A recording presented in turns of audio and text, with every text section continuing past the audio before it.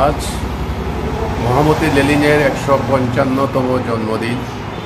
ভারতের communist party মার্ক্সবাদী Tripura রাজ্য committee গভীর শ্রদ্ধার সঙ্গে ওনার জন্মদিনে ওনাকে পুষ্পার্ঘ্য দিয়ে শ্রদ্ধা জানানো হচ্ছে।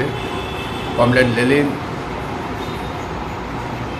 তার জীবনে মার্ক্সবাদ লেনিনবাদকে বিকশিত করেছেন, মার্ক্সবাদকে লেনিনবাদে বিকশিত করেছেন এবং মার্ক্সবাদ বাস্তবের মাটিতে রূপায়িত করে মার্ক্সবাদ লেনিনবাদ হিসাবে আজকে বিশ্বের জনসমষ্টির কাছে একটা মতাদর্শ, যেই মতাদর্শ একমাত্র সাম্রাজ্যবাদ পুঁজিবাদের বিরুদ্ধে লড়াই করতে পারে, মানুষের শোষণ মুক্তির সংগ্রামে এগিয়ে নিতে পারে।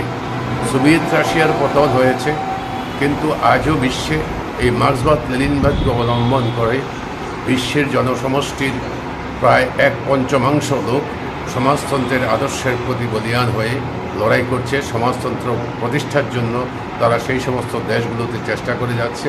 বিশ্বের কোটি কোটি শ্রমিক, কৃষক, শ্রমজীবী জনগণ আজও মার্ক্সবাদ লেনিনবাদকে এই শোষণ মুক্তির একটি পথ হিসাবে গ্রহণ করে এগিয়ে যাচ্ছে।